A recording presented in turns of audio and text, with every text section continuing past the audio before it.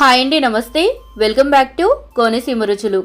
ఈరోజు వీడియోలో 2 రకాల సింపుల్ కేక్ రెసిపీస్ని మీతో షేర్ చేసుకోబోతున్నానండి. ఓవెన్ లేకుండానే ఇంట్లోనే ఈజీగా అచ్చం బేకరీ స్టైల్లో లాగా ఫ్లఫీగా ఈ కేక్స్ని తయారు చేసేయచ్చు. మరి ఇంకా లేట్ చేయకుండా ఆ సింపుల్ కేక్ రెసిపీస్ని చూసేద్దాం పదండి. రవ్వ కేక్ని తయారు చేసుకోవడం కోసం మిక్సీ జార్లోకి 1 కప్పు వరకు రవ్వని తీసుకొని వీలైనంత వరకు ఇలా మెత్తని పొడిలాగా గ్రైండ్ చేసుకోండి. ఇలా గ్రైండ్ చేసుకున్న ఈ రవ్వని ఇప్పుడు ఒక మిక్సింగ్ బౌల్లోకి తీసుకోవాలి. ఇప్పుడు మనం రవ్వని తీసుకున్న అదే కప్పుతో అరకప్పు పంచదారను కూడా తీసుకొని మిక్సీ జార్లోకి వేసుకోండి. పంచదారతో పాటు 3 యాలకులను కూడా వేసుకొని ఇలా మెత్తని పొడిలాగా గ్రైండ్ చేసుకోండి. ఇప్పుడు ఈ పంచదార పొడిని కూడా మిక్సింగ్ బౌల్లోకి వేసుకోండి. అందులోని అరకప్పు వరకు కమ్మటి పెరుగు, 1/2 కప్పు వరకు ఫ్లేవర్లెస్ ఆయిల్, చిటికెడు ఉప్పు, 1/2 కప్పు వరకు పాలను కూడా వేసుకొని బిస్కర్తో కానీ లేదా గరిటెతో కానీ వీడియోలో చూపిస్తున్నట్లు బ్యాటర్ని ఇలా ఒకటే డైరెక్షన్లో బాగా కలపండి. పెరుగు వద్దు అనుకున్న వాళ్ళు పెరుగు ప్లేస్లో 2 ఎగ్స్ని వేసుకోండి. అలాగే కేక్లో ఆయిల్కి బదులుగా బటర్ని కూడా వేసుకోవచ్చండి. కేక్ ఇంకా టేస్టీగా ఉంటుంది. ఇలా బ్యాటర్ని 3 నుండి 4 నిమిషాల పాటు ఒకటే డైరెక్షన్లో బాగా కలపండి. ఇప్పుడు మూతతో క్లోజ్ చేస్తూ బ్యాటర్ని 15 నుండి 20 నిమిషాల పాటు వదిలేసేయండి. 20 నిమిషాల తర్వాత రవ్వ ఇలా చక్కగా నాని బ్యాటర్ కొంచెం చిక్కబడుతుందండి. ఇప్పుడు ఈ బ్యాటర్లో 1 టేబుల్ స్పూన్ వరకు baking powder, 1/2 tablespoon baking soda, మరొక 2 టేబుల్ స్పూన్ల పాలను కూడా వేసుకొని బ్యాటర్ని ఒకటే డైరెక్షన్లో బాగా మిక్స్ చేసుకోండి. ఒకవేళ మీ దగ్గర బేకింగ్ పౌడర్ కానీ లేదా బేకింగ్ సోడా కానీ లేకపోతే వీటి ప్లేస్లో ఈనో పౌడర్ని కూడా వేసుకోవచ్చండి. ఇప్పుడు ఒకటే డైరెక్షన్లో మరొక 2-3 నిమిషాల పాటు బ్యాటర్ని కంటిన్యూషన్గా బాగా కలపండి. మనం వేసిన బేకింగ్ పౌడర్, బేకింగ్ సోడాకి బ్యాటర్ ఇలా ఫార్మెంటేషన్ అయ్యి ఇలా బ్యాటర్ పైన చిన్న చిన్న బబుల్స్ కింద ఫామ్ అవుతాయండి. ఇలా రెడీ అయిన ఈ బ్యాటర్ని ఇప్పుడు పక్కన పెట్టుకోండి. ఇప్పుడు కేక్ని బేక్ చేసుకోవడం కోసం కేక్ మౌల్డ్ కానీ లేదా అల్యూమినియం గిన్నెను కానీ తీసుకొని ఇలా కొద్దిగా మౌల్డ్కి అడుగు భాగాన అంచుల వెంట ఆయిల్ అప్లై చేసి కొద్దిగా పిండిని వేసి ఇలా డస్టింగ్ చేసుకోండి. మౌల్డ్లో గనక ఎక్స్ట్రా పిండి ఉంటే దులిపేసేయండి. ఇప్పుడు కేక్ బ్యాటర్ని మౌల్డ్లోకి వేసుకొని వీడియోలో చూపిస్తున్నట్లు 2-3 సార్లు ఇలా ట్యాప్ చేయండి. దీనివల్ల ఎయిర్ గ్యాప్స్ ఏమైనా ఉంటే బ్యాటర్లో పోతాయండి. ఇప్పుడు కేక్ని బేక్ చేసుకోవడం కోసం కేక్ మౌల్డ్ పట్టే విధంగా గిన్నెని తీసుకొని గిన్నె మధ్యలో స్టాండ్ని పెట్టుకొని గిన్నెను 5 నిమిషాల పాటు హై ఫ్లేమ్ మీద ప్రీహీట్ చేసుకోండి.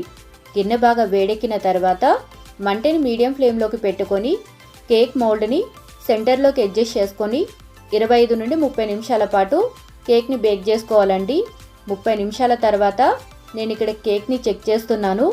కేక్ మిడిల్లో నైఫ్తో కానీ లేదా టూత్పిక్తో కానీ చెక్ చేసినప్పుడు ఇలా పిండి లాంటిది అంటుకోకుండా క్లీన్గా వస్తే కేక్ పర్ఫెక్ట్గా బేక్ అయినట్లే. ఇప్పుడు స్టవ్ ఆఫ్ చేసేసి మౌల్డ్ని బయటికి తీసి పూర్తిగా చల్లారనివ్వండి. కేక్ కంప్లీట్గా చల్లారాక అంచుల వెంట ఇలా నైఫ్తో కేక్ని లూజ్ చేసి డిమోల్డ్ చేయండి. అన్ని ఇంట్లో ఉండే వాటితోనే చాలా ఫ్లఫీగా టేస్టీగా కేక్ని తయారు చేసుకోవచ్చండి.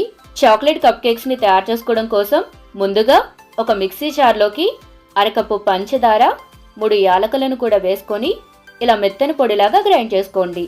నేను ఇక్కడ ఎగ్స్ని యూజ్ చేస్తున్నాను కాబట్టి యాలకులు వేసుకుంటున్నానండి. మీ దగ్గర ఏదైనా ఎసెన్స్ ఉంటే ఎసెన్స్ని వేసుకోండి.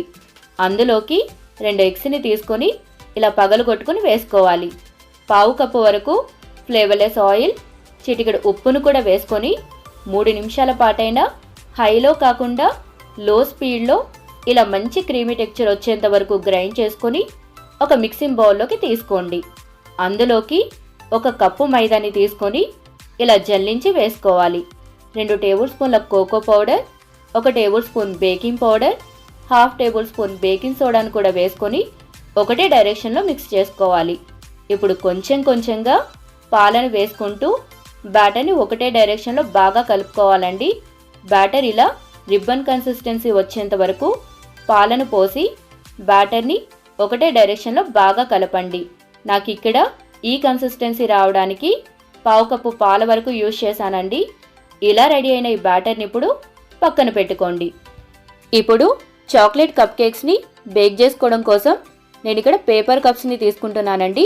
మీ దగ్గర పేపర్ కప్స్ లేకపోతే ఇలాంటి బౌల్స్ కానీ లేదా చిన్న చిన్న టీ గ్లాసులు కానీ తీసుకొని పిండితో డస్టింగ్ చేసుకొని బ్యాటర్ని వేసి సేమ్ ప్రాసెస్లో బేక్ చేసుకోవచ్చు.